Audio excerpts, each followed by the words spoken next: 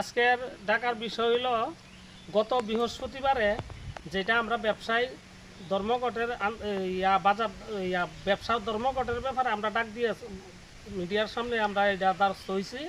ওই কারণে একটা কথা হইলো বাজার বদ্ধর এই কথাটার ভুলের কারণে আজকে আমরা আবার সংশোধন করে দিতেছি যে সাপ্তাহিক গরু বাজার খোলা থাকবো, বাজারের ব্যাপার আমাদের না। ব্যবসায়ী বয়কট করলে এটা সেটা হলো পার্সোনালি ব্যাপার, কিন্তু বাজার এখানে কোনো উল্লেখ নেই, বাজার কোনো বদ্ধর কোনো কথা নাই, এখানে বাজার খোলা থাকবে সাপ্তাহিক।